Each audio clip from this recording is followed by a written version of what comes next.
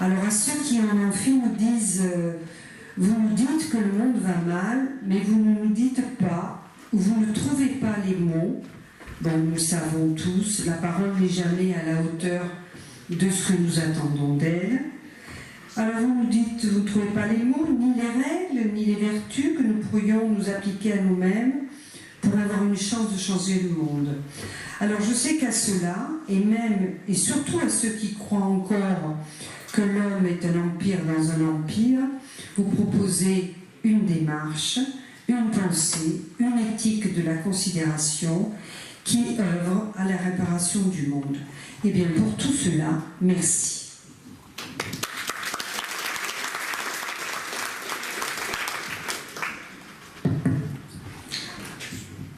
Bonsoir. Donc, Corinne Belluchon est agrégée de philosophie. Elle est spécialiste de philosophie politique.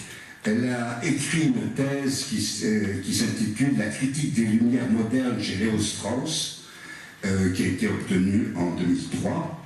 Elle est actuellement en poste à l'Université Paris-Est Marne-la-Vallée. Elle est conseillère littéraire pour Alma Éditeur et membre du conseil scientifique de la Fondation Nicolas Hulot pour la nature et l'homme. Elle s'intéresse aux questions d'éthique appliquées à l'éthique médicale, à la question animale, à l'écologie et à l'environnement. Parmi ses principaux ouvrages, les nourritures philosophiques du corps politique, édition du Seuil, Tu ne tueras point, réflexion sur l'actualité de l'interdit du meurtre, Paris Le Cerf, Manifeste animaliste, qui a eu un grand succès, Politiser la cause animale, Alma Éditeur, et enfin, en 2018, Éthique de la considération. Le fil conducteur de son travail est la philosophie du rapport à l'autre. C'est en se pensant autrement comme individu qu'on peut repenser un nouveau contrat social, accepter l'altérité animale, évoluer dans un environnement commun. Dans l'éthique de la considération, elle analyse nos motivations profondes, celles qui nous poussent à agir. Cet essai s'ouvre sur une critique de l'économisme qui, pour elle, permet l'exploitation sans fin des autres vivants, hommes et animaux. On peut d'ailleurs se demander pourquoi ce concept a tellement la vie dure. Si c'est économisme contre humanisme, on ne peut pas dire avec Hannah Arendt que c'est l'âge de la désolation. Alors l'éthique de la considération est-elle une recette pour bien vivre? Oui. Qui nous aide à rester humains dans un monde inhumain. Comment repenser l'humanisme aujourd'hui alors que le processus d'individuation est global? Comment trouver du plaisir ailleurs que dans l'homo economicus? Le processus de transformation du sujet peut-il nous éviter de dissoudre le moi dans le tout par l'affirmation de ce à quoi on tient? La considération n'est pas acquise une fois pour toutes, précisez-vous, est-ce à dire qu'elle impose une réflexion permanente? C'est à ces questions et bien d'autres qui nous préoccupent et auxquelles vous êtes à mieux placés pour répondre. Je vous laisse donc la parole.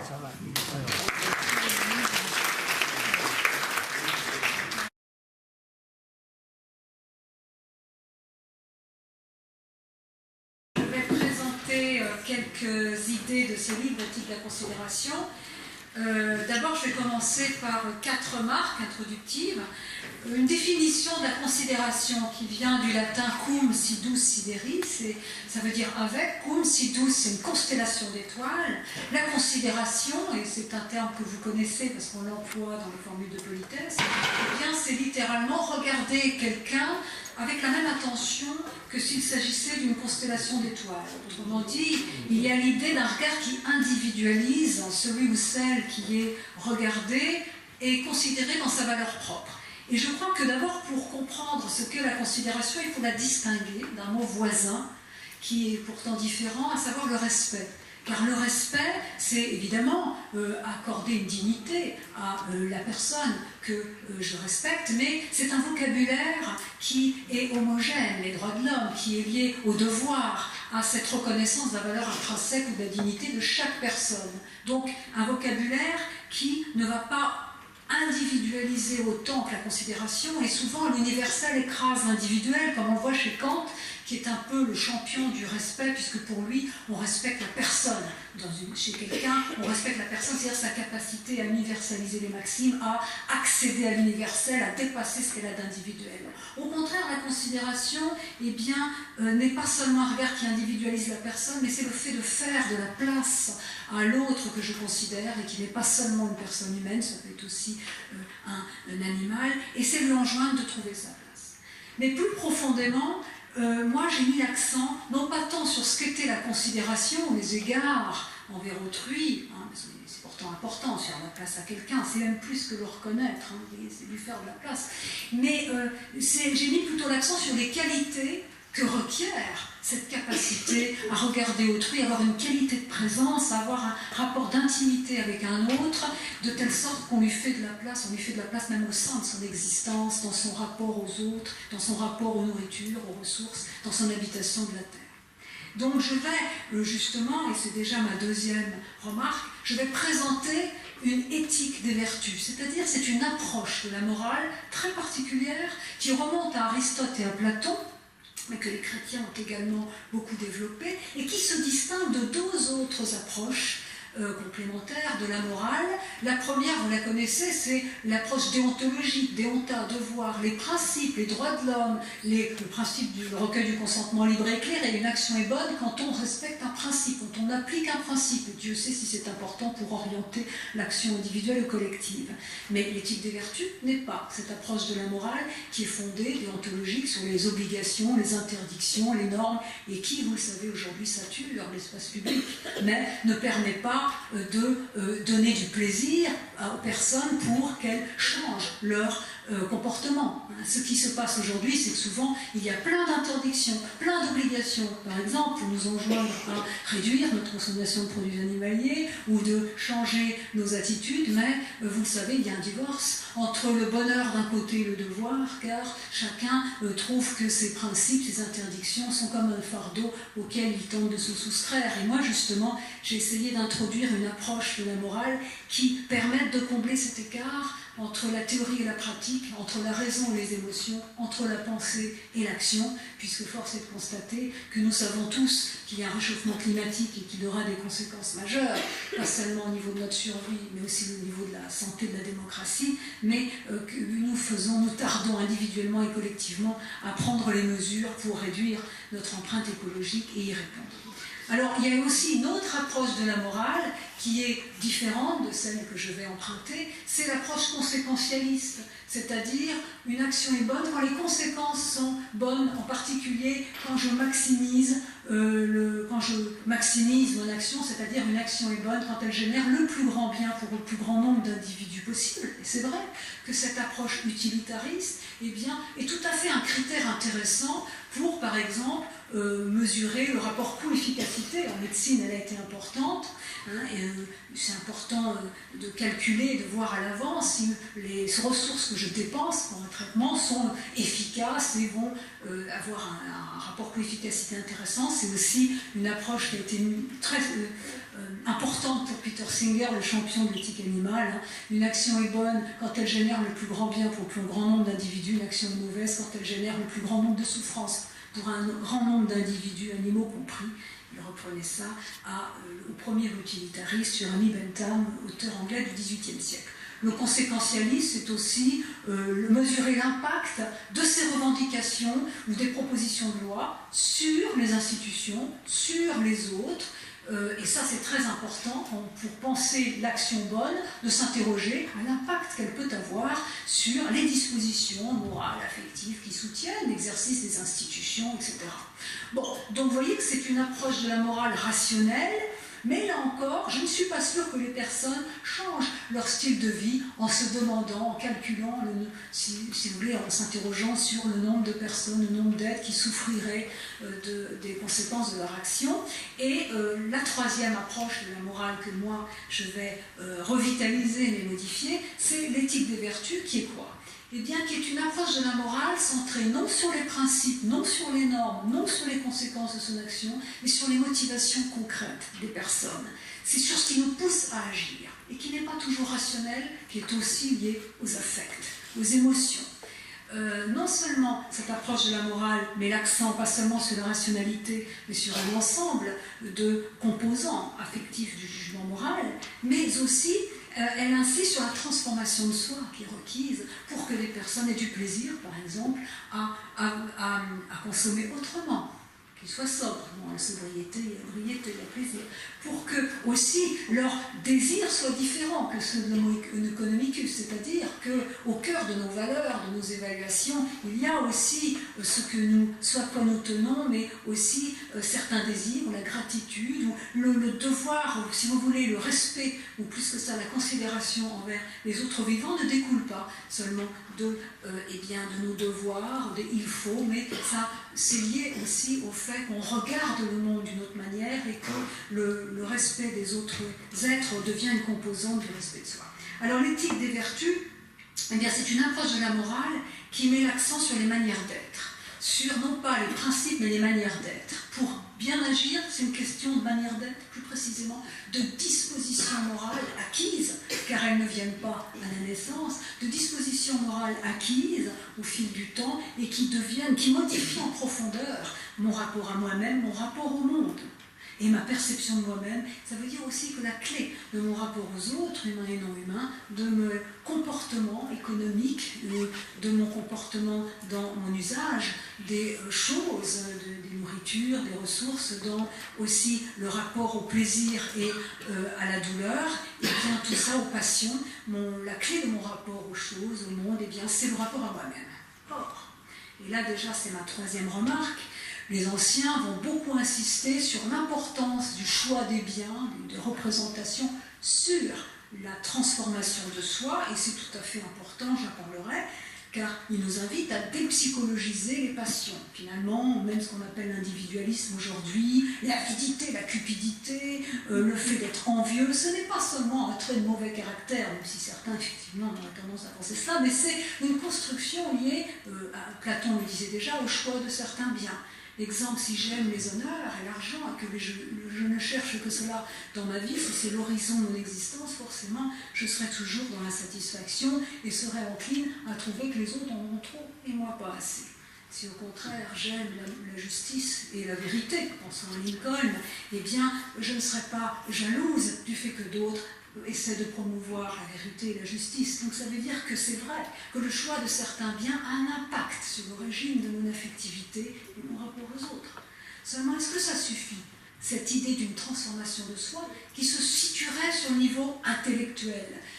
Est-ce qu'il ne faut pas aussi un mouvement, un processus d'individuation lié à, non pas seulement, en articulant non pas seulement le plan de l'éthique, des relations intersubjectives et de la raison, mais un plan existentiel, voire un plan articulant l'éthique au spirituel. Et ça va être l'apport des chrétiens. Je vais laïciser, mais c'est-à-dire que la considération va désigner une transformation de soi, impliquant certes le choix de certains biens, impliquant certes des représentations, mais des connaissances et leur impact sur l'affectivité, mais impliquant aussi une transformation très profonde du sujet, de la subjectivité, liée à un rapport à l'incommensurable, qui n'est pas Dieu dans mon cas, mais qui va, je vous en parlerai dans le détail tout à l'heure, qui va être le monde commun, c'est-à-dire ce monde commun qui m'accueille à ma naissance, qui survivra, j'espère, à ma vie, à ma mort individuelle, qui est fait des générations passées, présentes, futures, du patrimoine naturel et culturel, des techniques, des institutions, et dont je fais d'une certaine manière l'expérience par mon corps, par le fait que vivre, c'est vivre de quelque chose, traverser un pont, utiliser des objets, c'est avoir le trouble de plusieurs existences derrière la sienne, parce que je suis plus vieille que moi-même, ne m'étant pas mise à l'existence et étant faite de toute une liaison ombilicale des vivants, une lignée d'ancêtres qui traverse mes cellules. Et donc il y a ce troupe de plusieurs existences derrière la mienne, ce monde vivant, ce monde plus vieux que moi qui m'accueille à ma naissance, cette intersubjectivité au cœur de moi, dont je fais d'une certaine manière l'expérience et que j'essaie de mettre au jour afin de suggérer que vivre c'est vivre d'eux, c'est toujours vivre avec. Quand je mange, quand j'occupe l'espace, eh bien je fais de la place ou non aux autres vivants, humains et non humains, j'ai un impact sur eux, c'est toujours vivre avec et c'est peut-être aussi vivre pour, dès lors que j'ai comme horizon de mes actes et de ma pensée, non pas ma simple vie moi dans sa dimension seulement individuelle, mais ce monde commun que je porte avec moi. Et tout à l'heure, j'ai parlé avec Philippe Pedro qui disait à quel point il aimait le Japon. Et c'est vrai que dans la pensée japonaise, je fais juste une petite digression, l'humain porte le monde en lui, ningen. C'est pas Ito, l'individu, il est toujours plus vaste que lui. Je ferme ma parenthèse, mais il y a dans l'espèce d'éthique de la considération que je vais construire, l'idée d'une épaisseur de l'existence qui justement va être l'horizon d'un rapport à soi et aux autres qui va peut-être expliquer une transformation de soi pouvant nous aider à combler l'écart entre la théorie et la pratique qui est particulièrement flagrant et douloureux dans les trois domaines qui forment le contexte de l'interrogation que je vais élaborer avec vous. Alors juste je développerai évidemment ce processus d'individuation qui est au cœur de ce livre, et j'ai même forgé ou repris un mot un peu savant qui s'appelle la transdescendance, et j'expliquerai tout ça, et j'essaierai de vous montrer pourquoi cette éthique, elle est liée au corps. Parce que ça, c'est pas du tout chez Aristote, c'est pas du tout chez Platon, les maîtres de l'éthique des vertus, c'est même pas dans les éthiques des vertus contemporaines qui s'inspirent de Platon, et il y a quelque chose chez les chrétiens, mais je fais un geste un petit peu différent de ce que proposent les chrétiens, même si la considération, j'ai piqué le mot, si je puis dire, au moine Bernard de Clairvaux, cistercien, qui a écrit un magnifique livre, des lettres à la fin de sa vie, à Eugène III, un pape, un homme de pouvoir, qui avait été lui-même compromis dans la deuxième croisade contre les Cathares, donc il avait quand même abusé de son pouvoir, mais c'est un texte magnifique, et je vous dirai tout à l'heure ce que je prends Bernard de Clairvaux, pourquoi je m'en sépare aussi. Mais la quatrième remarque qui clôt cette introduction, c'est, je vous l'ai dit, l'éthique des vertus que j'essaie de construire va avoir pour ambition de combler l'écart entre la théorie et la pratique, la pensée et l'action, dans trois domaines majeurs. Le premier, c'est l'environnement. Nous savons que nous parlions d'anthropocène ou pas, c'est-à-dire d'une époque, d'un âge où l'humanité, en raison de son poids démographique et de ses activités, aurait un impact sur la transformation, la modification de l'atmosphère, etc., qui mettrait en péril notre existence. Mais même indépendamment de cela, nous savons que nous avons la fenêtre d'action est très courte pour réduire le réchauffement climatique. Et le rapport du GIEC dit ce qui se passerait si on était à 1,5 degrés de plus de réchauffement climatique et non 2, mais vous savez qu'on est déjà à 1,1. Donc voilà, les conséquences politiques, géopolitiques, de santé sur tout le monde, sur les humains et les non-humains, sont absolument majeures.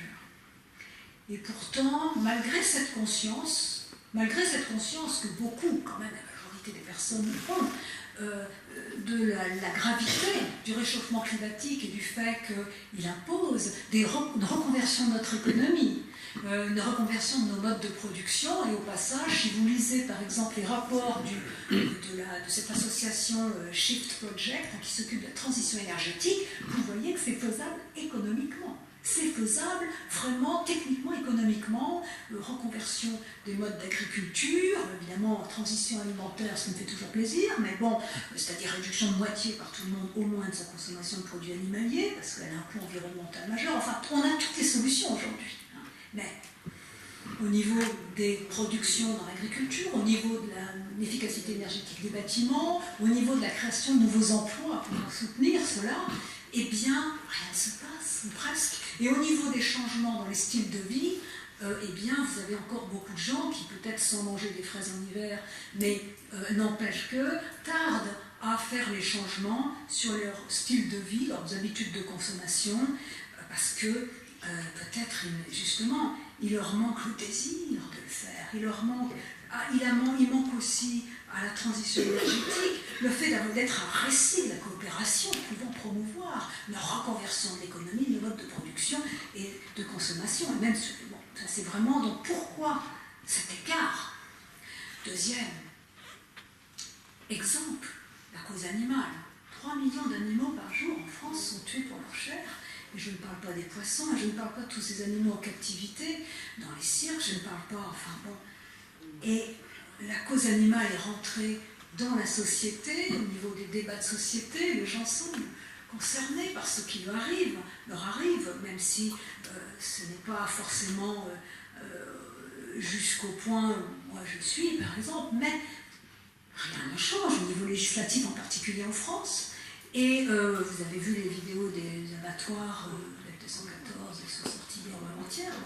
Et au niveau des individus, il y a des choses qui se passent, mais quand même, le régime carné est encore très présent. Et puis même, surtout, avant de parler de viande, bon, vous savez que les humains et les animaux ensemble dans le monde, ça fait 97% des vertébrés. Il n'y a que 3% pour la faune sauvage, et puis beaucoup d'éléphants, et puis beaucoup de... Bref, voilà.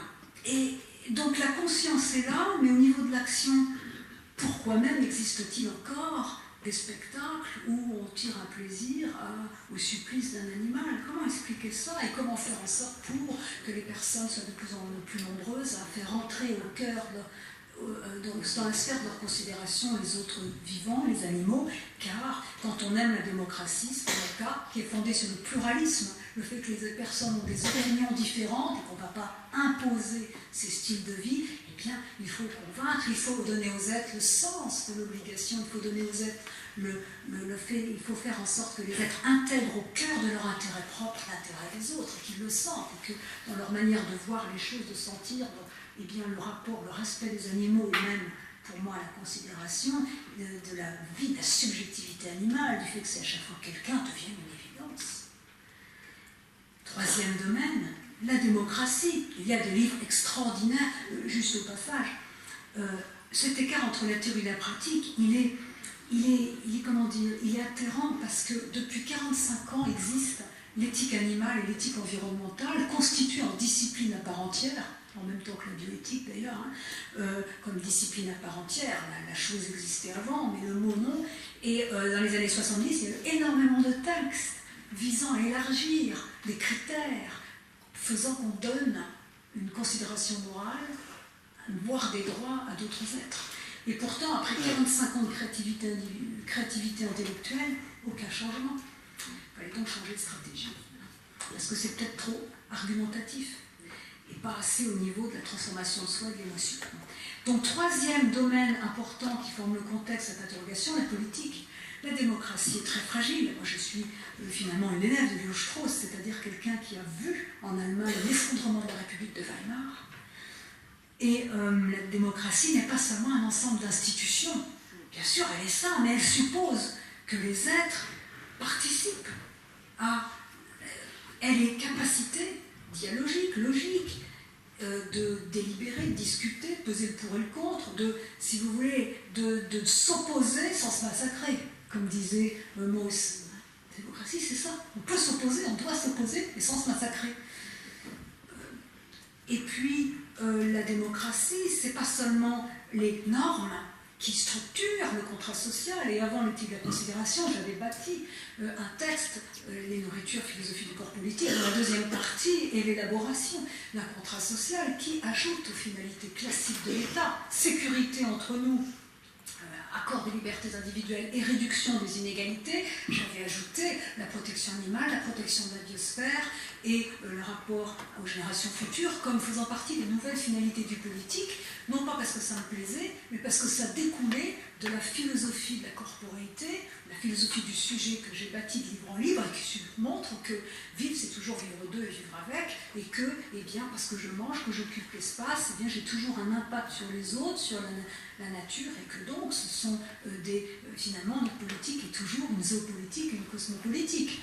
À nous ensuite de défendre les intérêts des autres vivants entre nous, puisque c'est à nous de le faire, mais n'empêche que les finalités du politique étaient différentes que dans le contrat social classique, et en plus, alors que chez Hobbes et Rawls, et pendant longtemps chez nous, eh bien, le contrat social était fondé sur le donnant-donnant, l'égalité de pouvoir, la réflexion sur la vulnérabilité, les âges de la vie, le droit des personnes en situation de handicap à ne pas être des citoyens de second rang, mais à participer au monde à leur manière, fait que l'asymétrie, la vulnérabilité entre au cœur du contrat social. Tout ça, ça avait beaucoup rénové les théories politiques. Mais enfin, comme dit Rousseau, une fois qu'on a fait au niveau théorique tout ça, eh bien, il faut donner aux êtres le sens de l'obligation. Et là, cette phrase, dans le deuxième livre du contrat social, il faudrait que les hommes fussent avant les lois, ce qui ne peuvent être que par elles. Autrement dit, il faut, une fois qu'on a les normes, comment faire pour que les êtres les incorporent. Et que justement, ils entendent la voix de la volonté générale, et en plus, moi, vous voyez, l'intérêt général, il n'est pas seulement lié à la sécurité entre nous, mais il embrasse, il s'étend aux générations futures, aux animaux, etc. Alors, la démocratie, vous voyez qu'elle suppose, il y a un lien entre la psychologie morale et le régime politique, qui a été établi de manière magistrale par Platon, dans le livre 8 de la République, quand il montre que justement, la dégradation de la démocratie, l'oligarchie et la démocratie qui devient tyrannie, mais le point commun, c'est l'amour de l'argent, qui va faire perdre aux êtres la stabilité et perdre aux êtres leurs liens sociaux. Celui qui va toujours être dans l'envie, la jalousie, le ressentiment, et personne ne voudra commander, personne ne voudra obéir, et puis bon, jusqu'à ce chaos interne auquel répondra le chaos de ce frelon qui est le tyran, qui finalement qui va séduire le peuple, mais aussi conduire à son asservissement. C'est très beau, c'est terrible. Mais, enfin bon, aujourd'hui, il ne faut pas sortir de son cire pour reconnaître la fragilité actuelle de la démocratie. Et comment la soutenir? Comment justement faire en sorte que les êtres aient la coopération, aient le sens de la coopération et toutes ces capacités liées aux vertus civiles et civiques qui sont essentielles au bon fonctionnement d'une démocratie et permettent aussi aux gouvernés que nous sommes d'avoir une autonomie, une force pour peser, pour miser le pape, peut exercer une sage pression, j'adore cette phrase, sur les gouvernements afin qu'ils promeuvent un monde plus habitable et que justement ils réaffirment leur mission qui est d'organiser les différentes sphères d'activité en fonction de leur sens, l'élevage c'est pas l'industrie, et de la valeur des êtres impliqués au lieu de se soumettre au lobby. Alors comment? Eh bien, j'ai divisé mon propos en trois parties, voire quatre. La première, c'est pourquoi l'éthique des vertus? Pourquoi Aristote? Pourquoi le grand Aristote, qui est le papa de l'éthique des vertus, ne suffit pas? Pourquoi? Qu'est-ce qu'ajoute la considération par rapport à la prudence, le cœur de l'éthique à Nicomaque d'Aristote, et qui est dédié à son... On ne sait pas si c'est son fils ou son père, qui s'appelle également Nicomaque, son père était médecin, mais pourquoi ça ne suffit pas? Deuxième partie, j'insisterai sur le lien entre la corporéité et ce rapport entre l'éthique et le spirituel, on dirait, la transcendance. La troisième partie, on parlera de la condition humaine et de la philosophie politique, pourquoi articuler les deux, et on parlera des degrés de la considération du travail, de l'éducation morale. Alors, première partie, pourquoi Aristote, ça ne suffit pas? Bon, d'abord, rappelons-nous ce qu'est la prudence chez Aristote, c'est quand même très beau, dans l'éthique à Nicomaque au livre 2, il parle de l'homme prudent, et il dit, c'est vrai, que pour la médecine, pour déterminer un traitement proportionné, il dit vraiment ça, il prend pas le mot proportionné, des bons traitements qui est entre le défaut et le manque et l'excès, l'art de la mesure, pour saisir le moment opportun, le kairos, celui qui passe comme un homme chauve avec les cheveux, là, hop, il faut vite le saisir vite, comme disait Héraclite, il faut le saisir, pour voir le bon traitement, le traitement proportionné qui n'existe pas dans le ciel des idées, mais qui est toujours relatif à une situation, à un cas particulier, en médecine, pour choisir le bon moment, en médecine, de parler aux patients de sa maladie, ou en politique, où on a toujours affaire à des futurs contingents et à des cas particuliers, eh bien, il faut un type d'intelligence qui n'est pas celle qui prévaut en mathématiques, où les angles sont droits, dit-il. Il faut la prudence, qui est la saisie de la vérité dans la praxis. Alors l'homme prudent, on le cherche. Moi, je le cherche partout, le phronimos, bon. celui qui a l'art de la mesure, qui sait bien décider quand, bien bon.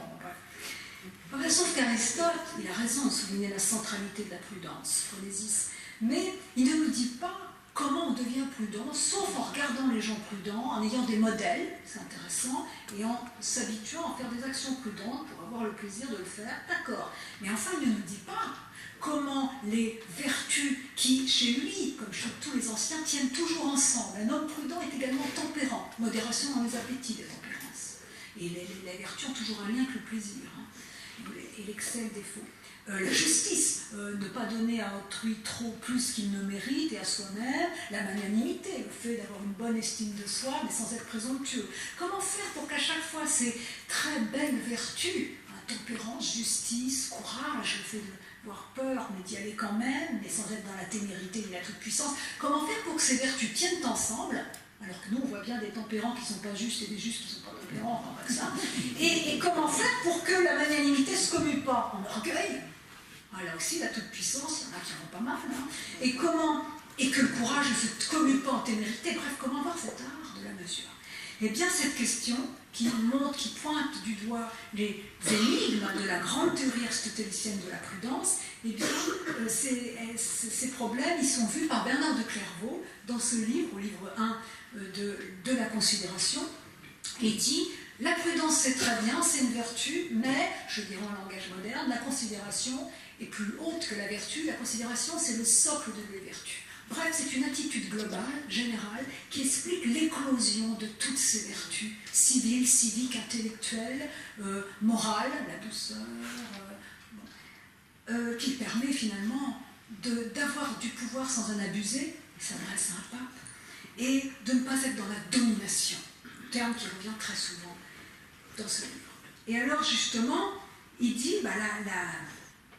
je l'ai dit tout à l'heure, hein, la considération suppose la prudence, hein, qui encore une fois est ce discernement permettant de saisir la vérité dans la praxis. Hein, c'est la prudence, c'est pas une vertu, c'est pas une rationalité instrumentale, technocratique. C'est vraiment cette capacité à voir dans le réel ce qu'il faut faire, sa vérité. Et comme dit saint Thomas, dans les moyens proportionnés, l'homme prudent présente la fin. Il n'oublie jamais la fin. C'est-à-dire la raison pour laquelle on a des politiques publiques. La raison, la justice. La raison pour laquelle on met en place telle ou telle ressource ou technique en médecine. C'est pour ça qu'il est jamais, il ne dépasse pas. Mais comment c'est possible? Eh bien, chez Bernard de Clairvaux, il y a deux choses qu'on ne trouve pas chez les Grecs et qui, moi, me semblent géniales, et je vais reprendre. La première, c'est l'humilité. Vous savez, l'humilité n'a pas grande presse chez les anciens. Le magnanime, il n'est pas orgueilleux, mais il ne parle pas d'humilité. L'humilité vient d'humus, c'est la terre. Mais Adam, la terre, on vient de ça. Mais précisément, plutôt, chez Bernard de Clairvaux, il insiste sur le fait que l'humilité prépare le terrain. Ce n'est pas une vertu, mais je dirais une méthode. Ça prépare le terrain. Et c'est difficile, c'est un breuvage amer.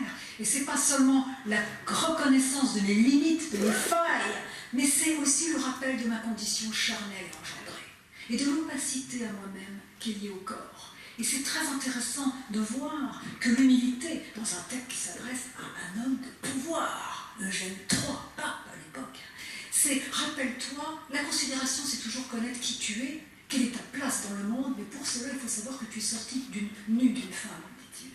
C'est-à-dire que tu ne t'es pas donné à toi-même ton existence, et aussi que tu as cette égalité avec tout autre être vivant sorti d'une femme, et nue, et qui, voilà. Et ça, c'est vraiment l'humilité, le rappel de sa condition charnelle et engendrée, et de l'opacité qu'on a à soi-même. Donc ça, c'est très important, et vous verrez la place qu'occupe la naissance dans ce travail. Alors, l'humilité, c'est aussi que permet une connaissance de soi, un discernement, et ça, c'est très important parce que la prudence, vous voyez, chez les Grecs, elle est liée à la bonne délibération, elle est intellectuelle, mais elle n'articule pas l'éthique au spirituel. Or, chez les chrétiens, il y a cette articulation de l'éthique, rapport à autrui, mais aussi de la politique, de l'économie, à un rapport au spirituel. Et c'est ainsi qu'au livre 5 de la Considération, Bernard de Clairvaux distingue 3 espèces de considération. La première, il est la considération dispensative. C'est le rapport au monde, c'est l'économie, la vie de famille, la vie professionnelle. L'éthique, c'est toujours le rapport aux autres, dans le monde terrestre, ou c'est le rapport au plaisir, à ce qui m'appartient, au partage des ressources, aux places. Voilà, c'est d'abord ça, c'est là-dedans, c'est concret, c'est matériel, l'éthique. Et il dit, la deuxième espèce de considération, c'est les considérations estimatives. Et c'est là que l'humilité intervient. C'est-à-dire, c'est pas seulement la pesée des affects, comme chez Aristote, ne pas être trop en colère, pas trop longtemps, parce que sinon on est débordé, ne pas être trop gourmand, mais oui, toujours ça chez Aristote, ni anorexique, ni boulimique. Là, c'est non, c'est pas... Et puis les anciens, ils n'aiment pas les déprimés. Non, mais chez Spinoza, on ne déprime jamais. Là, vous allez voir. Mais la considération estimative, c'est ce que Ignace de Loyola appellera le regard intérieur, le discernement intérieur, et c'est lié à le fait que la considération commence par soi, par ce rappel de sa condition mortelle et aussi de la place qu'on a dans le monde. Considérer, c'est faire de la place aux autres au sein de son existence, mais c'est aussi connaître sa place. Pas seulement lié à l'attestation morale, au bien que j'honore, à mon ipséité morale, aux valeurs dont je me porte garante, mais aussi la reconnaissance de mes limites et de ce que je suis, et de ce que je suis dans mon humanité la plus nue. Et c'est là que le rappel de sa condition est seul ce qui me permet d'être conscient de l'égalité qui existe entre tous les êtres, malgré les différences sociales. Il s'adresse au pape. Et enfin, la considération contemplative. Et pour lui, c'est la clé du rapport sain au monde, au pouvoir, et moi j'ajouterais évidemment la nature et les animaux. Pour lui, c'est le rapport à la transcendance. Alors évidemment, ça ne vous étonnera pas, pour un moine, c'est le rapport personnel à Dieu qui permettrait de revenir au monde sans abuser de son pouvoir, en connaissant sa place, en méprisant les honneurs dans les honneurs mêmes, et en revenant, c'est la fin du livre, dans le monde, en étant au service des autres, comme un jardinier devant la création. Alors moi, évidemment, je ne vais pas parler de Dieu. Au lieu d'être dans une transascendance, un mouvement de bas en haut vers la contemplation, vers ce qui est au-delà de moi, je vais parler de transdescendance, c'est-à-dire que c'est un mouvement d'approfondissement de moi comme être charnel, vulnérable, né, engendré, cette exploration de moi-même comme être charnel, engendré, m'ouvre à la considération du monde commun, c'est-à-dire de ce monde qui est comme une transcendance dans l'immanence, disait Hannah Arendt, car il m'accueille à ma naissance, il survivra à ma mort individuelle, il est fait des générations passées, présentes, futures, du patrimoine, elle c'est que culturel, moi j'ajoute évidemment naturel, des animaux, et voilà. Et donc pour moi, finalement, la considération, c'est quand l'horizon de mes actes, même quotidien, quand je mange, quand je vis avec les autres, dans le travail, etc., eh bien c'est l'horizon de mes actes et de mes pensées, c'est le monde commun, c'est ce monde habitable à transmettre. C'est cette idée qu'il y a une épaisseur ou une existence, que vivre c'est toujours vivre de, vivre avec, vivre pour, qu'il y a cet horizon. Et la transcendance, la transdescendance, vous voyez, je le reparlerai tout à l'heure, donc c'est pas un au-delà, mais c'est l'exploration de moi-même, y compris dans les couches les plus archaïques du vécu, du sentir, et ça passe par le corps, et j'expliquerai pourquoi, eh bien, m'ouvre à une connaissance de moi où la conscience de mon appartenance au monde commun, qui dépasse ma famille, ma nation, les espèces, cette conscience d'appartenir à un monde commun, et la proximité, le lien profond unissant aux autres vivants, devient une évidence. Non pas une théorie, une idée abstraite, mais une évidence qui change mon rapport aux autres, ma manière de me sentir, qui change même mes désirs. Et là, j'ai le désir de transmettre un monde habitable, la gratitude, la beauté des animaux sauvages. Au lieu de vouloir l'encager et d'avoir du plaisir à les voir être torturés, j'ai envie, parce que là, c'est pas seulement l'admiration, c'est une admiration portée par la considération, et j'ai envie qu'ils vivent selon leurs normes propres. Le respect des autres vivants ne découle pas là d'un devoir, mais d'un rapport à soi-même, au plus profond de soi-même, qui change l'origine de son affectivité, ses perceptions, et qui fait naître d'autres désirs, non pas le désir de dominer, d'exercer son pouvoir de l'extérieur sur les autres, mais au contraire, de faire de la place aux autres dans ce monde. Et donc, là, il y a vraiment un changement. Ce changement-là, cette transformation du sujet, cet élargissement du sujet, qui intègre dans son intérêt propre d'autres intérêts, d'une certaine manière, Spinoza en avait déjà parlé. au livre 5 de l'éthique, quand il parle au départ, jusqu'à la proposition 21, d'une sorte d'hygiène mentale qui fait qu'on arrête d'avoir des passions tristes, d'aimer quelqu'un sans pouvoir l'aimer bien, parce qu'on le prend pour le tout, alors dès qu'il fait tout ce qu'on veut, on est d'accord, dès qu'il ne fait pas tout ce qu'on veut, on lui tape dessus. Au lieu d'absolutiser autrui, de s'absolutiser soi-même, on sort prendre distance vis-à-vis de soi-même. Donc il y a une première partie où Spinoza parle d'hygiène mentale, permettant de se libérer de ses passions tristes, pour avoir plus de puissance d'agir. Et puis, à la fin du livre 5, il montre un mouvement d'élargissement de la sphère de sa considération, d'élargissement de la subjectivité, qui, alors ça passe par Dieu lui, mais enfin c'est Dieu, c'est comme la nature pour lui, qui justement, un être qui, c'est un processus d'individuation, où l'individu s'individualise, se singularise en élargissant ses sphères d'intérêt, ne se sentant plus comme un empire dans un empire, un petit roi, mais justement le rapport au monde commun, enfin au monde, le tout pour lui, change complètement ses désirs et met la joie. La joie qui est une joie globale et pas une joie partielle, un rapport au monde modifié. Alors, le grand philosophe norvégien Hennes, que critiquait à tort, à mon avis, Luc Ferry, en disant que c'était un éco-facho, c'est faux, parce qu'en plus c'est un ancien résistant, on passe, mais Hennes avait traduit en termes contemporains cette espèce de transformation du sujet qui vient de la connaissance de mes interactions avec les autres vivants dans l'écologie, qui est une écosophie, qui travaille ma subjectivité. Et bien il avait montré que cette connaissance des interactions avec les autres vivants, cette connaissance a un impact sur l'affectivité. La connaissance chez Spinoza, elle est aussi amour. Et bien chez Hennes, il y a cette idée-là que certaines représentations modifient mes désirs, mon rapport au monde. Mais là, on est vraiment dans ce que j'ajoute moi, avec le monde commun, la transdescendance, c'est l'éthique articulée justement donc à une transcendance, mais qui n'est pas au-delà de moi.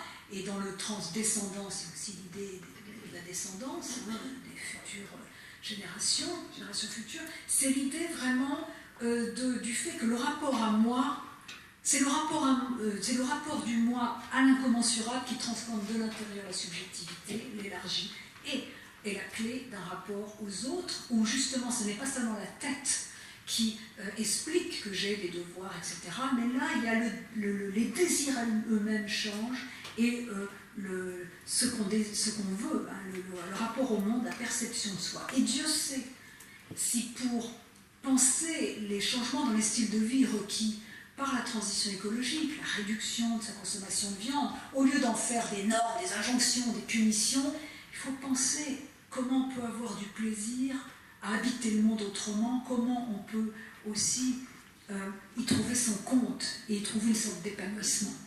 Et pour les animaux, c'est pareil.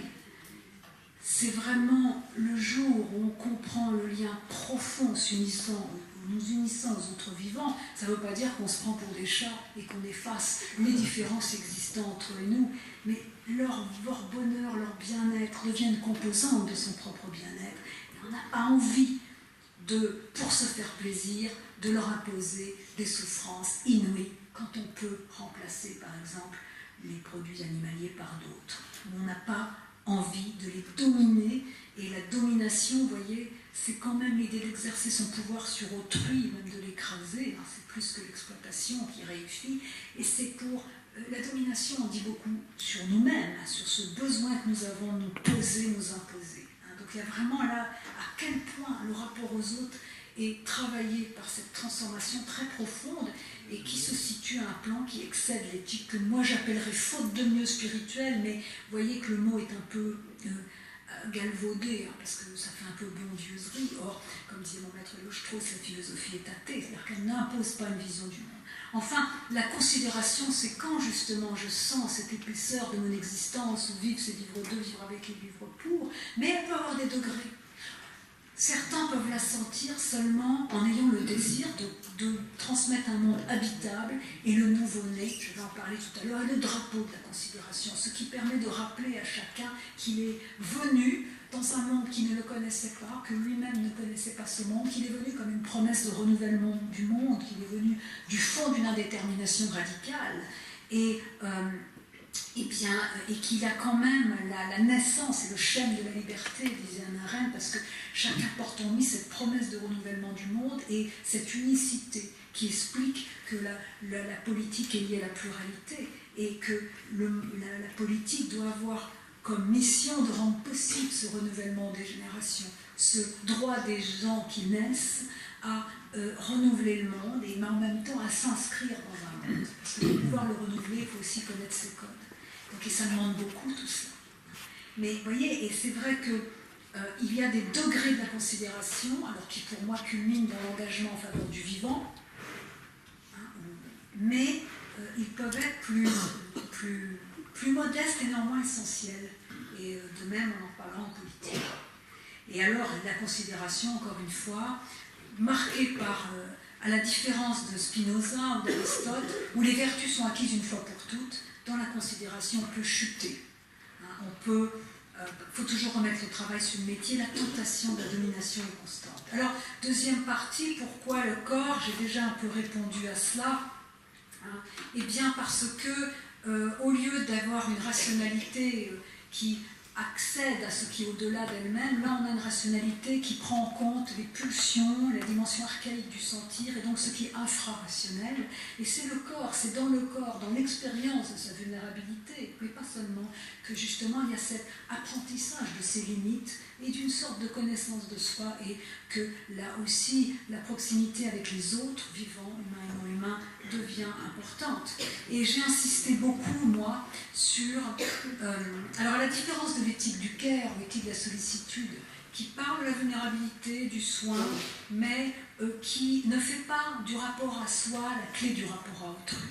Alors que moi, je maintiens cette idée même de la magnanimité, de la force intérieure comme clé du rapport aux autres et au monde. Chez l'éthique du care, on est plus dans l'ordre de la psychologie, il n'y a pas cette référence à l'incommensurable, mais j'ai beaucoup insisté sur ce que la mort fait à la vie. Vous avez Heidegger qui pense le temps, la temporalité, la liberté à partir de la mort, à partir de la possibilité que je puisse un jour mourir, alors j'ai envie de me ressaisir et de donner existence à ce qui compte pour moi, au lieu, pour être dans l'authenticité, au lieu de me disperser, d'être un peu zombie. Eh bien, Lévinas, moi, il me semble que la pensée d'Heidegger est une pensée très égoïste, ontologie du souci, c'est une pensée du pour soi, et la mort est un anéantissement. Ma mort est comme la fin du monde. Au contraire, dans cette pensée-là, l'éthique n'a pas seulement une dimension individuelle, et ma mort, dans son radical abandon, avec l'idée aussi que sans doute on ne peut pas l'anticiper, contrairement à ce que pensait Heidegger, eh bien, la mort... on pense la mort à partir du temps, et d'un temps qui n'est pas seulement le mien, mais qui est le temps ouvert, ces générations futures. Et Lévinas de citer dans son cours « Le temps et la mort » Bergson, qui parle d'une humanité qui galope en aval et en amont. Par la naissance et par ma mort ouvre à justement la perception de ces autres vies que la mienne. Et même si, évidemment, la mort... parce que la considération, vous voyez, c'est pas seulement de l'éthique, c'est de l'existentiel, c'est-à-dire c'est une configuration du temps. On n'est pas seulement dans le plan des relations aux autres, on est dans le plan du rapport, si vous voulez, plus profond à la condition humaine, et c'est ça qui génère un rapport aux autres, au monde, à la nature, etc. différent. Enfin, la corporéité, j'en ai déjà un petit peu parlé avec la naissance qui occupe une place très importante dans ce livre, pour tout un tas de raisons. Je ne me suis pas donné mon existence à moi-même, mais la naissance, vous voyez, comme la mort, ne sont pas pensées seulement de manière négative, alors que c'est vrai, chez Heidegger, tout ce qui échappe à ma maîtrise est un peu, disons, vu de manière négative, alors que ce que je dois faire, c'est me ressaisir, c'est une pensée du projet, la liberté comme projet, comme, vous voyez, récapitulation. Moi, j'insiste beaucoup sur la dimension de réceptivité, de passivité, qui m'ouvre à la responsabilité pour autrui, mais qui aussi installe l'intersubjectivité au cœur du sujet, et la naissance, vraiment. Autant on meurt un peu seul, autant la naissance suppose ces vies derrière la mienne.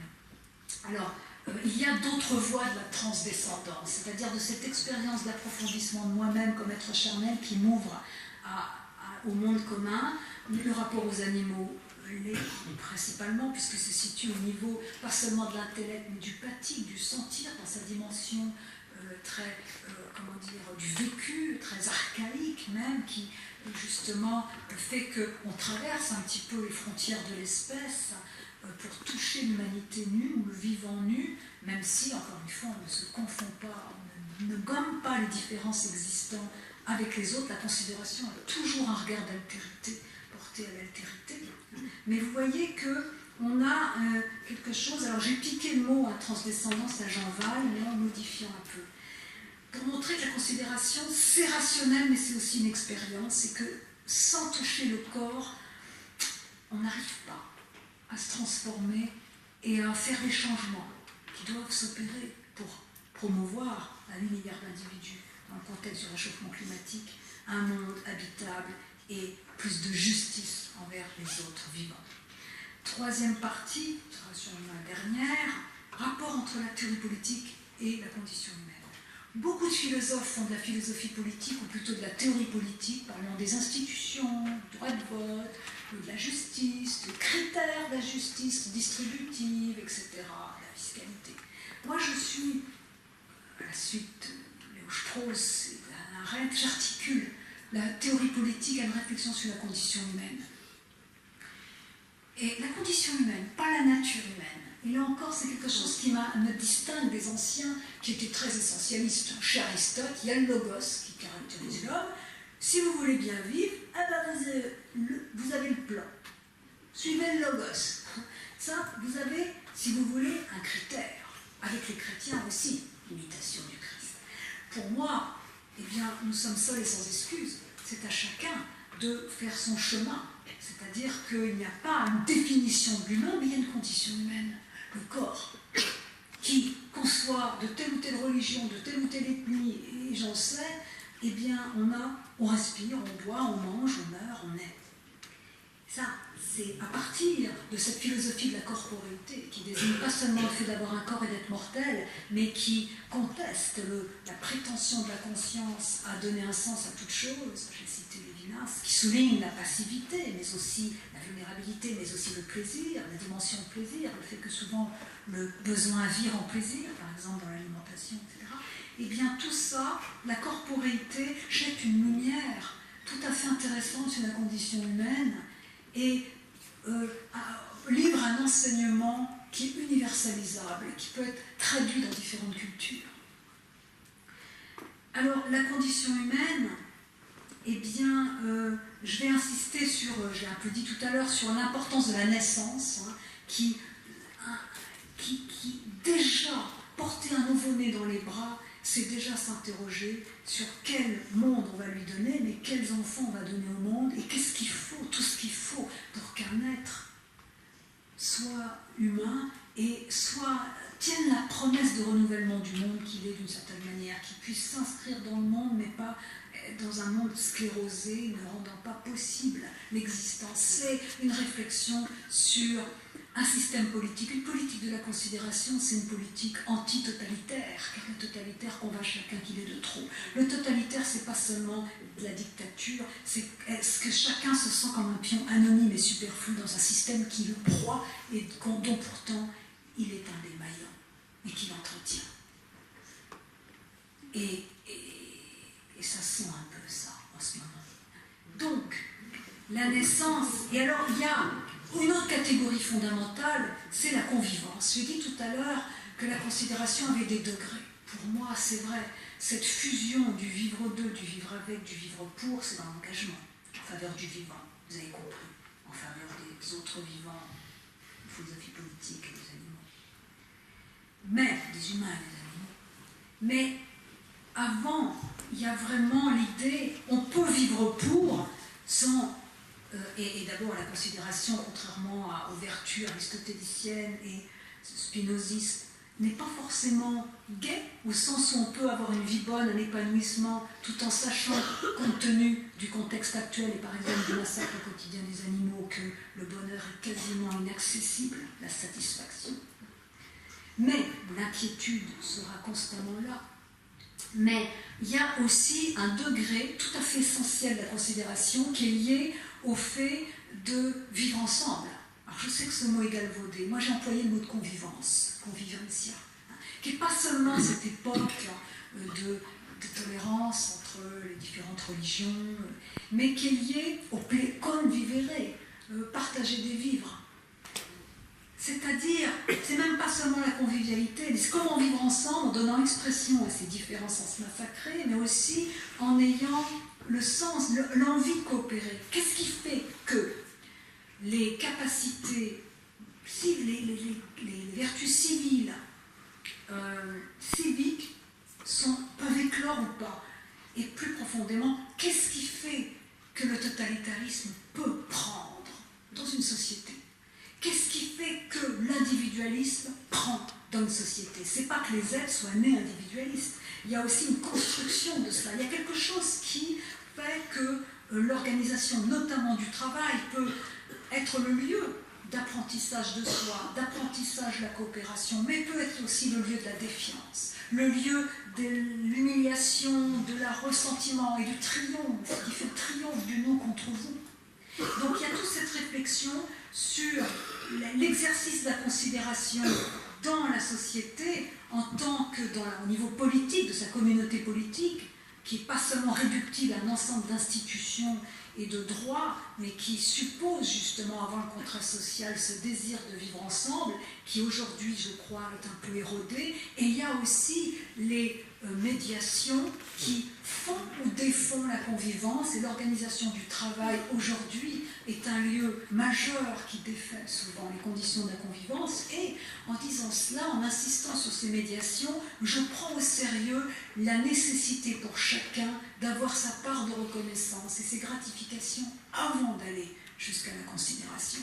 Avant, et pour pouvoir honorer le monde de la vie, il faut quand même avoir ces gratifications. Et je dis ça parce que je prends au sérieux ce que ne fait pas vraiment Hannah Arendt, l'idée d'abord que le travail n'est pas seulement production, il est aussi vivre avec les autres, mais je prends au sérieux les pulsions destructrices et l'inconscient.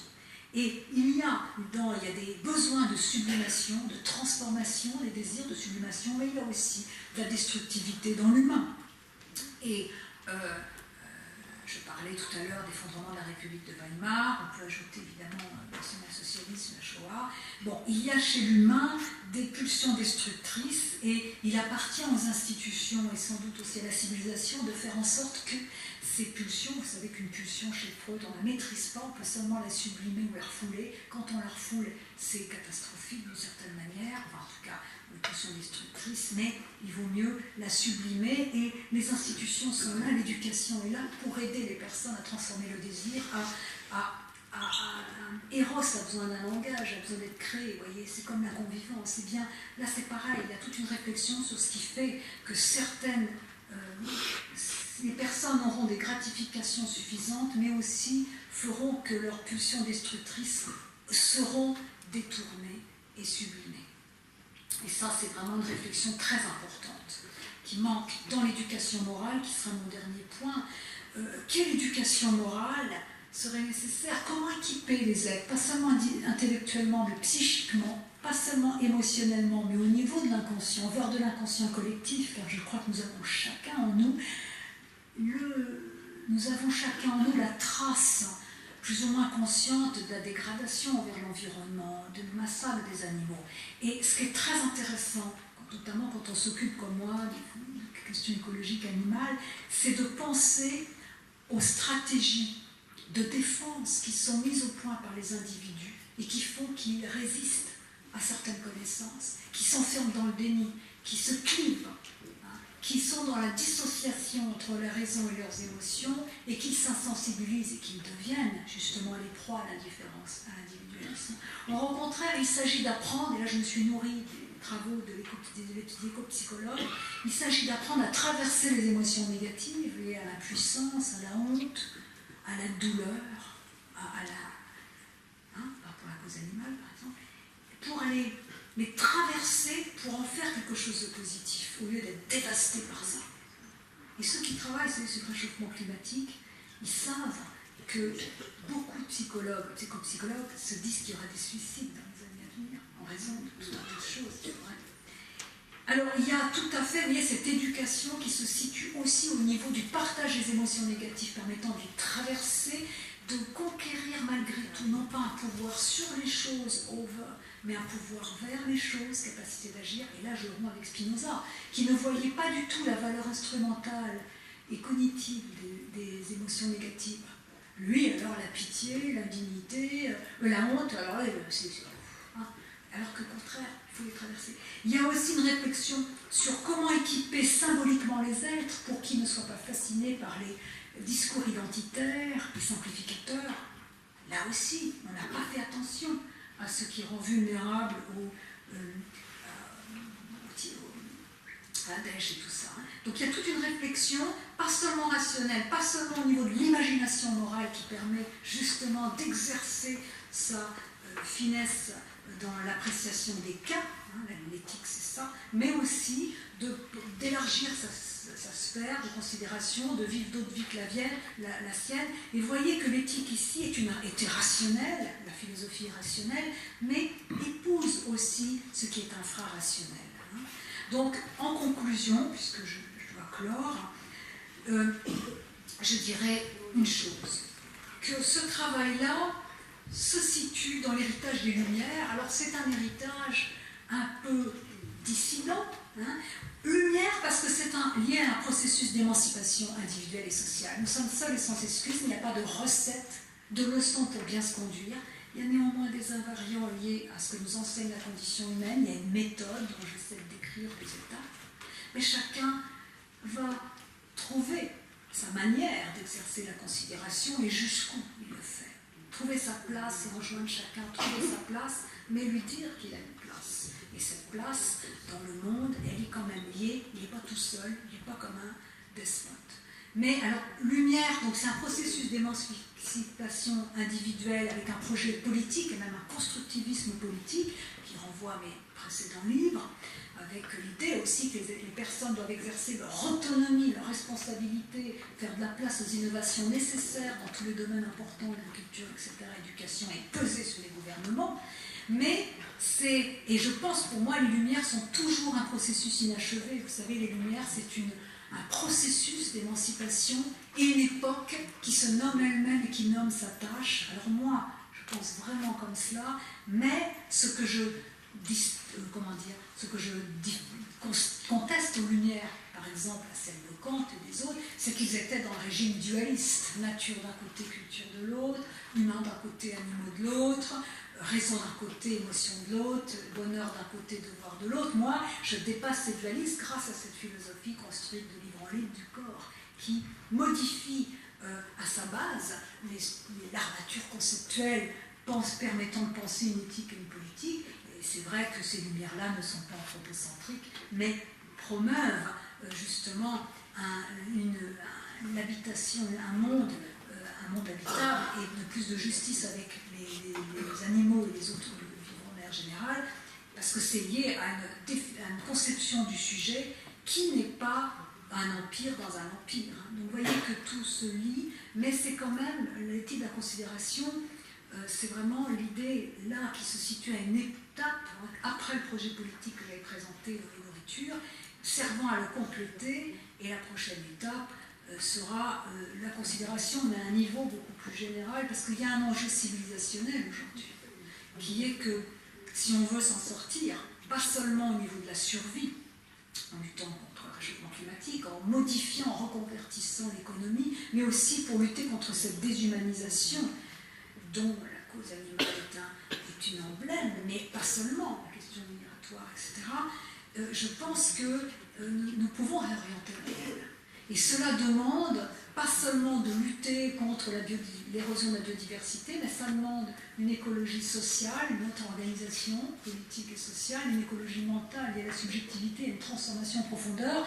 Et je crois que la philosophie peut, mais aussi a le devoir de décrire, sans imposer d'arrière-monde, de décrire quand même des étapes, des outils, de donner une méthode, une voie, un BOIE, un discours de la méthode permettant à chacun de faire sa part.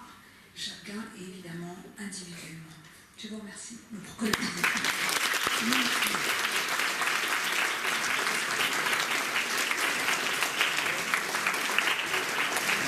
beaucoup pour cet exposé que je partage dans ses conclusions.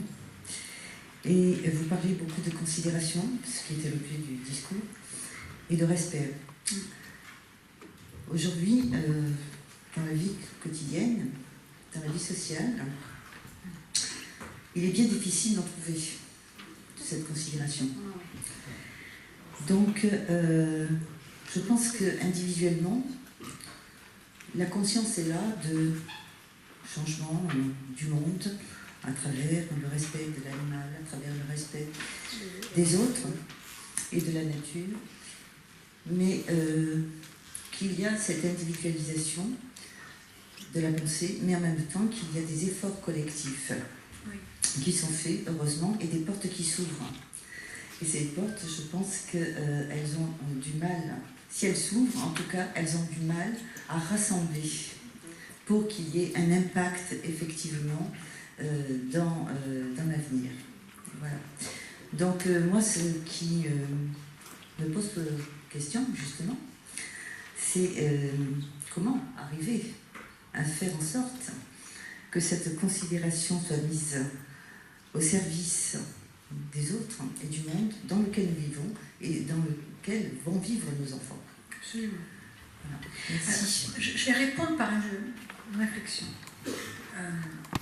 Je pense que nos ancêtres vivaient une vie à deux niveaux. Pour eux, puis Dieu ou l'histoire les jugerait, ou le parti. La philosophie de l'histoire, la résistance. Et puis, c'est vrai qu'avec l'effondrement du mur de Berlin, la fin des utopies politiques, il n'y a eu que le capitalisme, l'économie, les gadgets. Et c'est ça la désolation dont parle Hannah Arendt, qui peut faire... Il faudrait couper le micro. Oui, en passant dessous, là. Et il y a cette désolation qui fait que les êtres sentent un vide, et du coup, ils sont atomisés, et il y a aussi cette peur panique de ce qui échappe à leur maîtrise. Et moi, je pense que nous sommes vraiment à la croisée des chemins, parce que vous l'avez dit, il y a partout, ça et là, beaucoup d'expérimentation et de signes avant-coureurs, de moi ce que j'appelle l'âge du vivant, qui est lié à la réconciliation avec soi-même, qui est lié à la réconciliation avec sa finitude, avec les limites qu'on assigne à son droit de tout faire, qui est lié à, mais pas des limites externes, des limites internes, liées à justement au fait qu'on éprouve plus d'accomplissement de soi et de sens à faire une place aux autres vivants, au lieu de les encager, au lieu de les dominer. Et c'est lié la question des limites planétaires, vous voyez, tout autour de la place que je confère aux autres au sein de mon existence. Et je crois que ça, au lieu, jusqu'à présent, on a souvent pensé l'éthique par des injonctions, des interdictions, des culpabilités, etc. Là, je crois au contraire, c'est au sein de l'individu, de cet élargissement, qui peut apprendre à se réconcilier avec soi-même. Et je crois qu'il y a des signes avant-coureurs. Le fait que beaucoup de jeunes, comprenant que le monde tel qu'il va, avec ce modèle de développement déshumanisant qui a des contre-productivités majeures, même sur le plan économique et social, eh bien, ils veulent se réapproprier leur vie et le font là où ils peuvent, en mangeant, en essayant de recultiver des zones de résistance, des zones de convivence, d'amitié, etc. Et donc, d'une certaine manière, en s'opposant à des schémas avec lesquels nous avons été élevés, c'est-à-dire réussir, posséder, etc. Et on a vu que ça ne menait à rien. Donc je crois qu'il y a quand même ça qu'il faut accompagner. Parce que le problème, par exemple sur la cause animale, l'émergence de ce sujet il y a un petit bémol, c'est que, parce que c'est une question très difficile, évidemment, il faut être équipé psychiquement pour traverser l'autre côté du miroir, où il n'y a que des morts et du sang, sans avoir envie d'haïr son prochain, mais au contraire en faisant un engagement en faveur de la vie. Et c'est pour ça qu'il faut accompagner psychiquement, intellectuellement et même par sa vie cette proposition, cette contestation d'un modèle de développement qui nous met dans le mur, individuellement, collectivement au niveau de l'humanité. Il faut l'accompagner par des propositions constructives et généreuses. Et c'est ça, et je crois que nous sommes vraiment à la croisée des chemins, parce que vous l'avez dit, il y a plein de choses qui se font éparses, mais qui sont quand même fortes. Il faut du temps. Et puis d'un autre côté, on a un nihilisme décomplexé, qui passe par la domination du corps des autres, par la réification du vivant et des êtres, auquel on dénie, alors là, on est infra-considération, même le respect, même les droits de l'homme. Donc du coup, je pense qu'on est vraiment, s'affronte cet âge décomplexé, dur, dans lequel nous entrons actuellement. Et l'âge du vivant, qui pour moi associe la cause animale écologie à vraiment une réflexion globale et très profonde sur le sens de l'existence. Et non moralisatrice au sens où elle n'est pas liée à une injonction morale ou religieuse, chacun fait ce qu'il veut, mais qui est liée vraiment à l'idée qui es-tu, toi, comment veux-tu vivre? Et la considération, pourquoi moi ce mot m'a plu, voilà. Parce que c'est un mot, comme j'enseigne beaucoup à des soignants, à des personnes malades, déjà quand on est malade, on a des traitements, qu'on souffre, on se sent abominable. La considération, c'est un mot magique avec les malades. C'est-à-dire, madame, pas ma petite dame, madame, vous avez votre place, même âgée, même en... Et moi qui ai beaucoup fait de visites médicales, une dizaine d'années, en particulier auprès de patients atteints de polyhandicap, j'ai été frappée par le fait que ce n'est pas des gens seulement qui ont besoin de soins, mais ils ont besoin de se sentir exister, palpiter. Et la considération, c'est ça, c'est considérer quelqu'un, c'est le regarder avec attention, sans décider à sa place qui doit être, mais en lui enjoignant de trouver sa place dans ce monde comme avec les autres, voire plus large. Et là aussi, j'ai été frappée quand j'avais fait des visites auprès de ceux qu'on appelle malencontreusement les handicapés psychiques. Vous voyez le terme. Des gens qui ont des problèmes parce qu'ils ont été violés, etc., mais ils ne sont pas psychotiques. C'est des troubles de comportement, mais liés à des histoires terribles. Donc à Besançon, quand j'étais prof là-bas, il y avait une institution avec des soignants absolument formidables. Et j'avais été frappée par le fait qu'il y en a qui étaient difficiles. Et c'est normal, ils maternaient trop. Or, dès qu'ils les sollicitaient, qu'ils les responsabilisaient, qu'ils les enjoignaient de se réparer au-delà d'eux-mêmes, en rompant certains liens, mais aussi en voyant que la vie, c'est pas seulement... vous voyez, et notamment dans le rapport aux animaux, qui réparent les êtres. Ah ouais, c'est vrai que j'aime les animaux. Le professeur d'altérité, mais vraiment parce que là on voyait des êtres qui ils ne se sentaient pas jugés, se sentaient reçus, mais en même temps les chevaux, qu'est-ce qu'on veut avec un cheval, hein. Et là vous voyez l'être changer.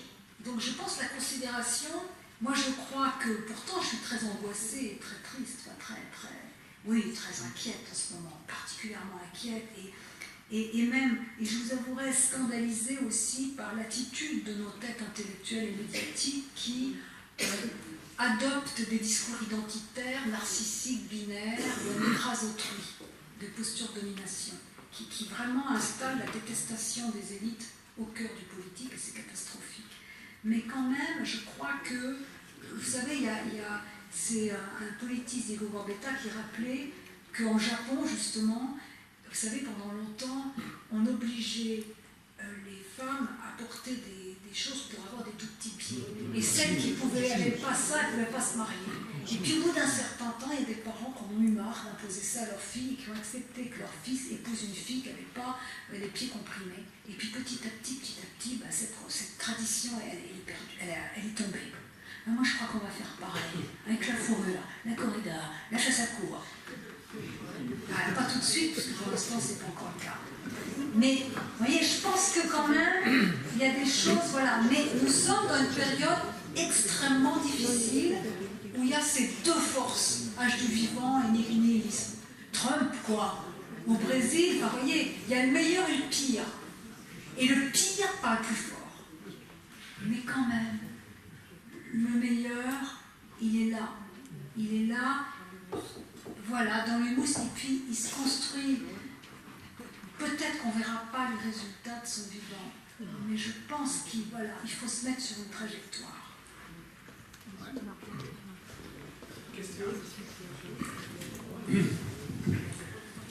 Pourquoi vous ne dites pas l'arbre aussi? Plus loin. L'arbre. Oui, alors, non, mais c'est les écosystèmes, une valeur intrinsèque qui n'est pas réductible à notre seul point de vue et notre utilité. Ça, c'est évident. En une heure, je ne peux pas parler de tout. Ce qui est certain, c'est que ce n'est pas la même chose, l'arbre et les animaux, au sens où, chez les animaux, il y a quand même une irritabilité, une douleur, et puis un mode d'exploitation, si vous voulez. Bon, l'animal, c'est quelqu'un, alors sans doute, je sais que les arbres, c'est pas des pierres, c'est très complexe, il y a des relations, c'est très... Mais je crois que, oui, mais il n'y a pas de système nerveux. Les animaux, voilà, il y a une sentience, quoi. Et ça, je pense que c'est quand même une différence. Mais de toute façon, je pense que le mot-clé, c'est l'altérité et l'hétérogénéité. Il ne s'agit pas de distribuer des bons points en mettant un tel être au sommet, puis un autre il est un peu moins, puis un autre, ah bah alors là c'est bon. Je crois que ça, ce discours-là hiérarchique, qui est quand même, dont l'Occident a été le champion, nous a quand même coûté très cher. Ça ne veut pas dire qu'il faille non plus être dans l'indistinction. L'altérité, c'est la positivité de la différence. Et la considération est un regard sur la positivité de la différence. Les vivants. Vas-y. Bonjour. Vous avez parlé d'une éducation... Vous pouvez lever le doigt parce que je suis très myope. pardon. Oui, là. Vous avez parlé à un moment qu'il fallait faire un travail sur l'inconscient. Je voudrais savoir si vous aviez un peu des exemples dans l'éducation ou concrètement comment on pourrait travailler sur cet inconscient à partir de l'enfance peut-être et peut-être dans l'enseignement de la philosophie en particulier, ça m'intéresse particulièrement.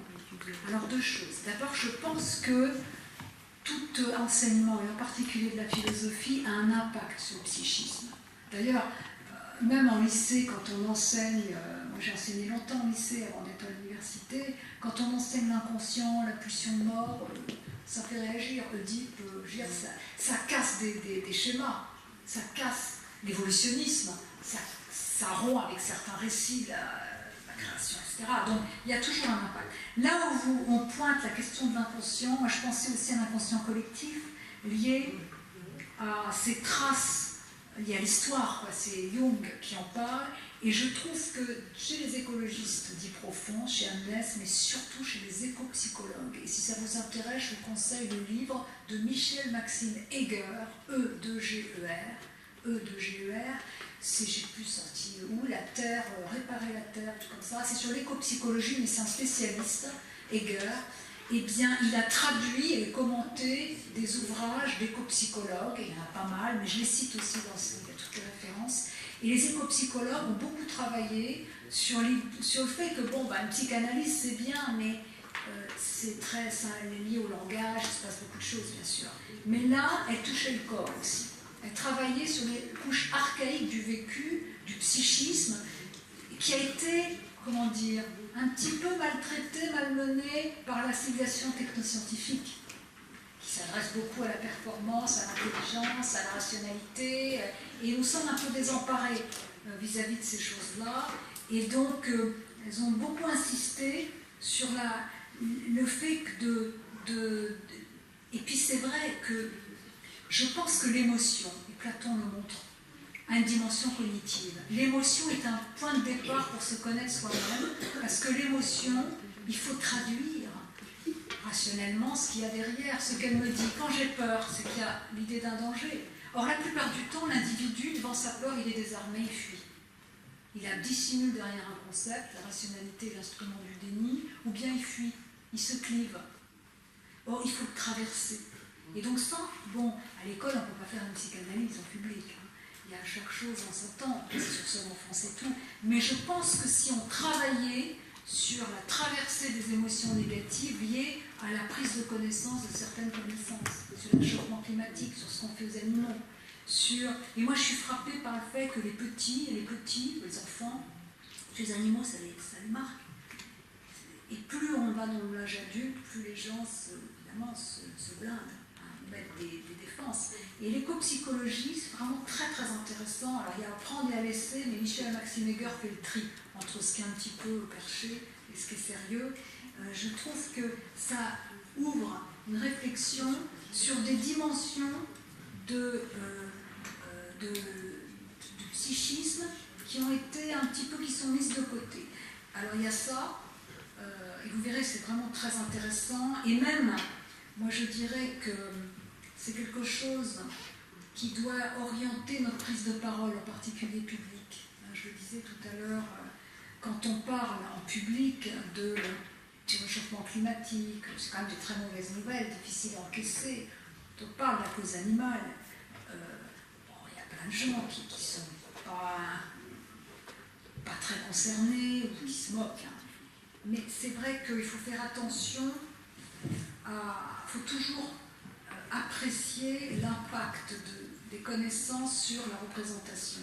Et ça, je dirais que les anciens, quand on lit les anciens, qui parlaient beaucoup de l'enseignement oral et de la parésia, une parole franche, vivante, qui s'adresse à l'intelligence d'autrui, mais visant à le rendre libre, et pas à le subjuguer, ni à le sidérer, mais à passer de la sidération à la considération dans mon langage.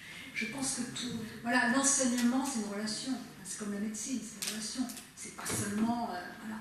Je pense que ça... Et aujourd'hui, l'enseignement, pour rendre possible la relation, il faut un climat de confiance. C'est sûr que si on met 35 personnes dans une classe, c'est un peu difficile, il faut du temps. Il faut aussi des gens auxquels on a dit que c'était important. Et les émotions et ces dimensions archaïques du vécu. Or, moi je vois les études que j'ai faites, même quand j'étais en fac de philo, qui étaient absolument abominables. Hein. Franchement, hein, je me suis ennuyée, c'était désespérant.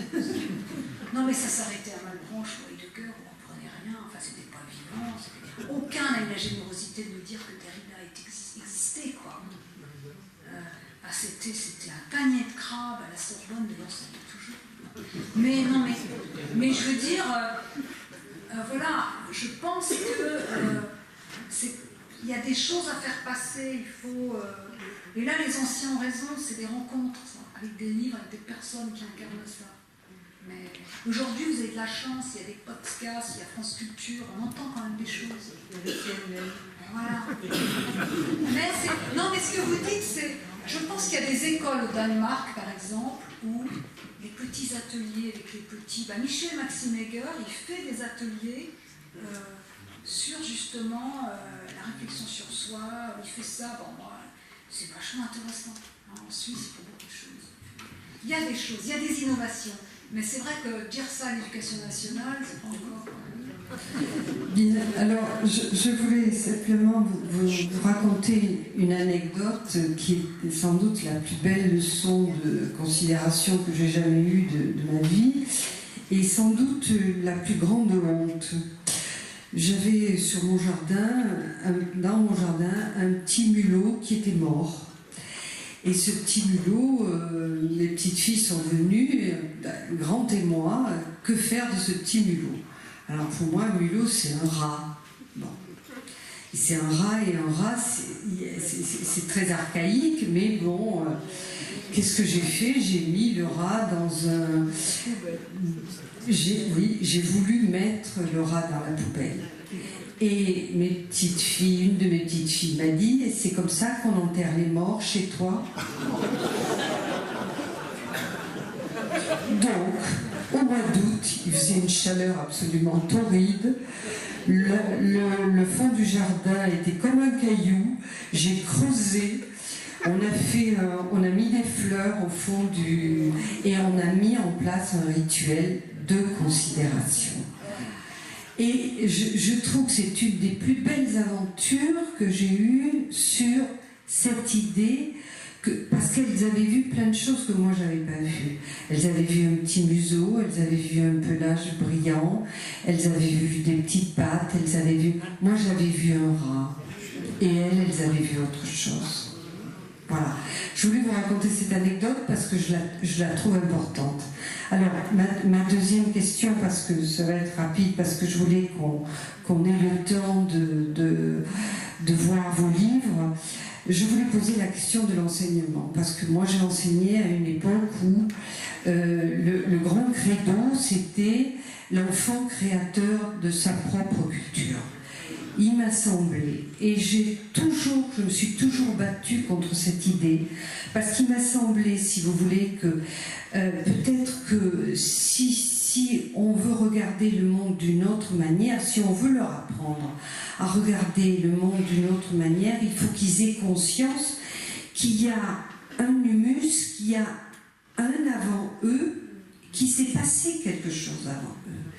Et que c'est toutes ces paroles qui ont précédé, toute cette accumulation, tout ce savoir, toutes ces paroles vivantes qui arrivent jusqu'à eux, de quel droit allait-on les en priver? Et donc ça m'a semblé être d'une barbarie absolue, c'est-à-dire laisser l'enfant, c'est-à-dire celui qui n'a pas encore la parole, laisser l'enfant l'abandonner, c'est-à-dire abandonner cet enfant à sa propre condition et refuser, au fond, de lui transmettre ce qu'il y avait d'essentiel. Et je ne sais pas si nous ne sommes pas en train de payer aujourd'hui cette je ne sais pas comment appeler ça, cette idée, entre guillemets, du fait que les enfants n'auraient pas besoin de la culture des autres. Donc s'ils n'ont pas besoin de la culture des autres, ils n'ont pas besoin des autres. Ils n'ont pas besoin de faire de la place aux autres. Et donc je trouvais cette idée totalement mortifère pour l'idée qu'on pouvait se faire d'une humanité pleine et entière. Voilà. Alors je ne sais pas si l'éducation nationale a viré sa cutie, a changé son fusil d'épaule. Peut-être que vous allez pouvoir me le dire.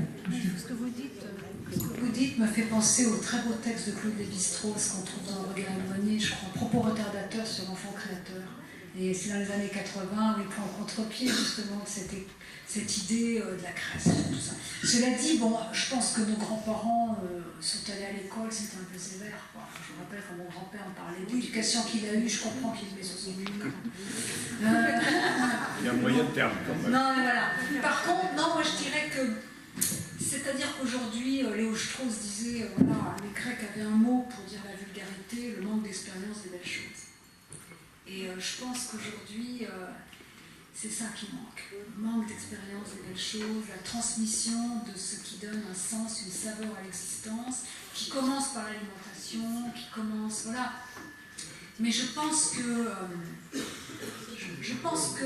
on peut, aujourd'hui, je dirais que dans l'éducation nationale, moi je verrais un travers qui est la quantification, la manière dont on prend les neurosciences et dont on quantifie, on a l'impression qu'on mesure un peu tout. Or la dimension humaine est essentielle, la dimension de la relation. Le problème c'est que les profs, vous savez bien, moi j'ai enseigné longtemps au lycée dans les classes difficiles, je faisais un peu le flic de temps en temps. C'est vrai que l'autorité des enseignants a tellement été érodée et ils sont tellement peu aidés que voilà, il faut vraiment... ce que dit Platon dans le livre de la République, c'est que les êtres, leurs évaluations, leur comportement dépend aussi de ce qui est honoré dans notre société. Ce qui est honoré dans notre société, c'est l'argent facile, la gloire facile. Forcément, aller enseigner Kant au lycée, ça ne le fait pas. Donc je dirais que vraiment, l'école, c'est un des lieux où on reçoit de plein fouet les violences du monde et ses vulgarités. Et je dirais qu'il y a toute cette réflexion, le type de... Je pense qu'il faut mettre en valeur, justement, d'autres modèles de l'épanouissement. Je ne dis pas de réussite, du bonheur. Et je pense que ça se fait ça et là, dans des zones de convivence. D'une certaine manière, on aime, on n'aime pas, mais les zadistes, ils ont fait ça. On aime, on n'aime pas. On peut les trouver un peu... Mais ils ont voulu faire ça. Et aujourd'hui, il faudrait un droit à l'expérimentation. Et enfin, il faudrait, je pense que notre problème, c'est pas tant la société civile, c'est, et je le dis sans démagogie, je pense que nos gouvernants n'ont pas la lumière à tous les étages. Non, mais malgré l'intelligence, hein.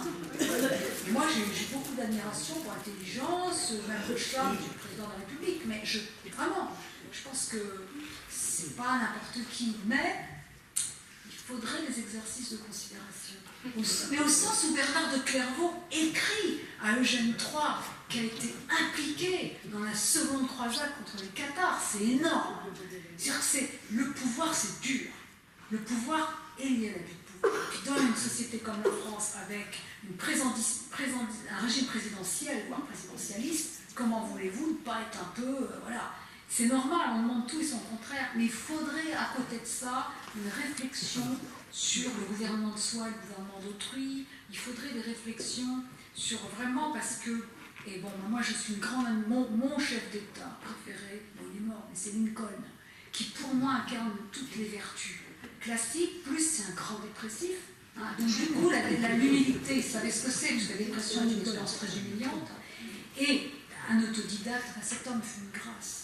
Même s'il a vécu cette guerre effroyable, et rappelez-vous le discours de Gettysburg, non mais c'est génial, 2 minutes, il commence par dire, et les mots sont importants, alors que Jefferson, déclaration d'indépendance, c'est la démocratie bâtie sur les principes d'égalité qui s'imposent à notre raison, etc. Lui il dit, on est dédié, voué, dedicate, il rappelle plusieurs fois ce mot, à ces principes, ça veut dire que ça ne tombe pas sous le sens. C'est ce que nous ferons de cette guerre, c'est-à-dire en abolissant l'esclavage, que nous nous rendrons dignes de ces principes et que nous montrerons si nous sommes capables de vivre dans une démocratie. Je veux dire, c'est pour moi l'exemple même d'un processus de la démocratie et même de l'émancipation comme processus toujours à compléter. Et voilà, et moi je crois que nous sommes aujourd'hui à un moment où justement le projet écologique au sens fort du terme, qui travaille le rapport à soi, et la question animale est vraiment ce sur quoi, je crois, la question migratoire, ce sur quoi va être testé l'héritage remarquable que nous avons reçu. Parce que ceux qui disent qu'il faut de la coercition, ils sont bien gentils, mais je leur fais un petit stage dans les pays où de la coercition. Il n'y a pas de droit de l'homme, c'est ce qu'on pense. Mais voyez, je pense que c'est ça, et le grand Lincoln qui savait que l'abolition de la peine de mort lui coûterait la vie. Hein. C'est dans ses rêves, il a ça. Et cet homme-là, franchement, et je l'aime beaucoup parce que c'est un grand dépressif, et je pense qu'on ne peut pas appréhender, non mais il a traversé cette dépression. On ne peut pas appréhender des changements d'époque sans traverser le négatif. Évidemment, il serait né à une période cool, mais lui, il s'est pris, la guerre, sécession. Nous, on se prend le préfascisme. On se prend le préfascisme et on se prend une catastrophe écologique et ce qui pour moi entame pratiquement toute ma joie de vivre, pas toute, mais quand même une massacre constant de ces autres vivants dont la vie est aussi importante pour eux que la nôtre est pour nous. Donc se prendre ça, alors chacun le vit, mais voilà, comment... et nos présidents, nos gouvernants sont absolument intelligents, et je pense qu'ils sont dévoués, mais ils n'ont pas traversé ça, il n'y a pas ça. Ils l'ont intellectuellement, parce que Macron est tout à fait conscient du fascisme actuel, ça là-dessus, il est très lucide. Mais je pense qu'il manque toute petite chose, et sans doute parce que l'ENA, tout ça, la manière dont moi je suis dans le milieu aussi, des bacs plus 10, j'en ai plein, ce que j'appelle les cerveaux sur pattes, il y en a plein, les cerveaux sur pattes, extrêmement vaniteux, jaloux, voyez, je pense qu'il faudrait, et là où c'est terrible, et moi je suis complètement désarmée, c'est que je me dis que le travail que nous faisons, ce que nous portons, ce que nous incarnons, aussi, il y a France Structure, il y a tout ça, il y a des médias, mais ça ne va pas jusqu'à eux. Zemmour va jusqu'à eux, mais pas ça. C'est dommage. C'est ça qu'il faut. Alors, l'Hirondelle ne fait pas le printemps, mais il faudrait constituer. Et avec les intellectuels, c'est très difficile. Moi, j'essaie quand même, là, j'ai peut-être un projet collectif, mais il y a tellement de vanité, de jalousie que vous avez vu, Philippe acquiesce parce qu'on est dans un milieu difficile, c'est pas grave. Hein. Mais il faudrait, vous comprenez, les intellectuels ont manqué de générosité. Voilà. Merci.